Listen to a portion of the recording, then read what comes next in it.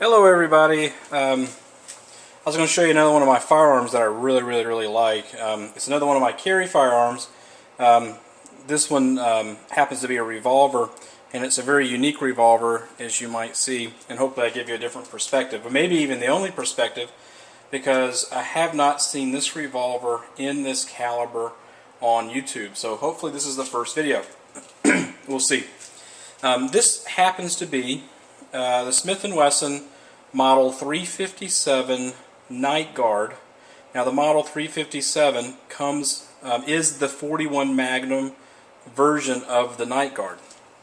Now the NightGuard series, I believe, is a scandium frame series, and this gun is loaded, by the way. I'll unload it here in a second. But this particular one is the 41 Magnum. They come from, I think, even starting at 38 Special. They have a 10 millimeter, 45 ACP, 357 Magnum, of course, 44 Magnum, 44 Special, and then the 41 Magnum. And if I go on the Smith & Wesson website today, it being summer of 2011, end of June, it's not there anymore. So I think they may have discontinued it. Maybe they only had this for a couple of years. You know, I don't know. But I still see it online. People still are selling it and so forth. Probably not the most popular seller because of the caliber, but I love the caliber. So let's talk a little bit about the 41 Magnum. Well, people today kind of consider the 41 Magnum as more of a hunting load, which makes this gun unique because it's really not a hunting firearm. It is considered the NightGuard series, and it's light enough, for me at least, for personal concealed carry, which is what I do with this firearm. You may have seen the other video that I have about my Glock 19. That's probably my primary firearm, but to be quite honest, even in the summer here, which I'm wearing a long sleeve shirt today, I don't know if you can see that there, but anyway, I am carrying this one today. But by the way, I've also been known to carry a Ruger Blackhawk with like a 6.5-inch barrel underneath the shirt as well. So, you know, I'm a fairly large frame guy, so I can carry pretty much anything I want. And in the state of Georgia, I'm not too concerned about concealing. My license can cover both open carry and concealed carry. So the 41 Magnum was supposed to be a police round. It was a little bit too powerful, and people kind of stuck with the 357. I think the Model 57 Smith & Wesson was one of the first ones. And then the way that Smith does their numbering, there is a Model 657, which is a steel frame, and then the 357 is not to be confused with the 357 Magnum, but the Model 357, anytime Smith & Wesson has the 3 in front of the model number, it means that it's the scandium frame firearm. So anytime any of the NightGuards will have a 3 in front of it, designating which caliber that it's supposed to be. But I love this thing. This is a relatively new firearm. They only came out with these just a few years ago. And, I mean, look at this thing. Look how nice and wide those cylinders are. And the 41 Magnum, to me, is a thing of beauty. Close this up here. And you can actually see, I don't know if the lighting in here is not the greatest, but the 41 Magnum designation there on the firearm. This is an in-frame revolver. And like I said, I do carry this on me a lot, actually, like I'm carrying it today. And even went through the trouble of actually taking off the holster and everything. So, one cool thing, the sights are night sights, okay? So this is like a U shaped here, and the sight would basically line up here, and then that's a True Glow, and that, or excuse me, a Trijicon night sight up front, and then that glows in the dark very well, and you can see very well. And of course, when you fire this thing, you're going to be able to see anyway because of the fire blast that comes out the front end, but that's okay. Of course, it does have a long double action pull, and again, the firearm is unloaded.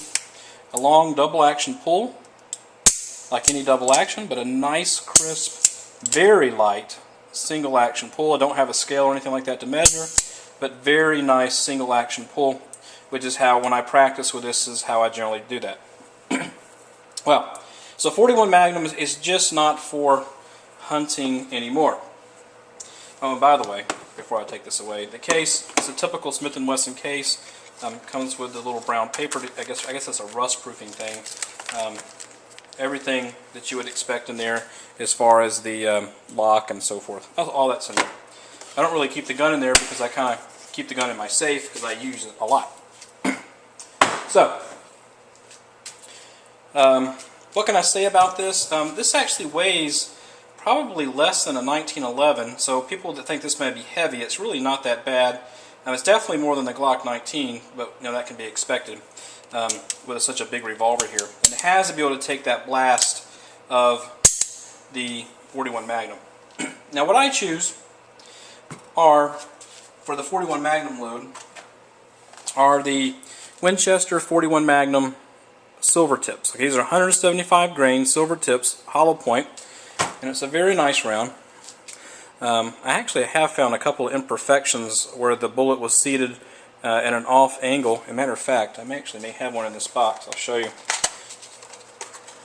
Yeah, I do. This one right here, I don't know if you can tell, there's a big lump on the side there. I don't know if you can see that. It's not focusing very well. But anyway, that lump on the side there keeps this round from actually going in. You can actually see it off a little bit as well. It's not great. So, have found a couple imperfections with the Winchester ammo, but all in all, this is a very soft recoiling round, and I prefer that very much. It's not something that I use in my Ruger Blackhawk, which is also have one in 41 Magnum. I use, been testing out some hand loads for that, and I'm probably going to do a video here about some of the hand loads that I've been doing, because there's some hard to find stuff on the 41 Magnum.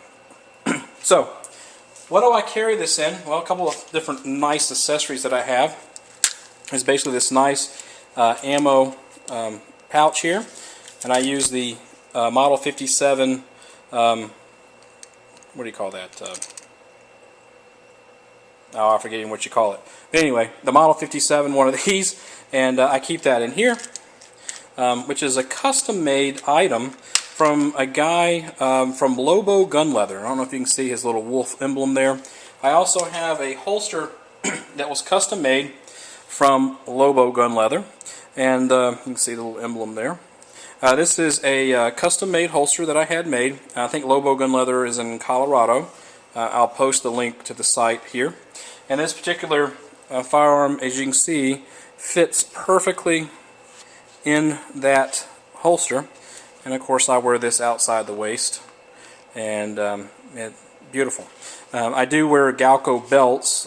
Lobo does make belts as well, but I tried to get him to match it as close as possible. When it's not exactly perfect to the Galco tan, it's not too horribly bad when I wear the two together. So, not horrible. A little bit darker on the Galco, but I'm concealing it anyway. So, not a big deal. It's more of a personal preference. So, maybe I'll show some videos one day of me shooting this thing. But the recoil isn't all that bad. The grips are Packmeyer grip. And I noticed that when I do fire it, of course it wants to jump, but this particular firearm kind of moves back and jumps at the same time, being that it's so light. There's not a lot of muzzle for it to flip up, so it just kind of moves back. Anyway, wanted to kind of show this particular piece because it's very rare that someone even does a video of the NightGuard series on YouTube to begin with, but probably even more rare that they have the 41 Magnum version of it. So for me, the 41 Magnum's not just for hunting anymore, it is my personal protection firearm. So, good day, and please comment. Anybody has any experience with these, please post a comment. I would like to hear it because I don't get to hear a whole lot about this, which is why I'm posting it to begin with. So, good day.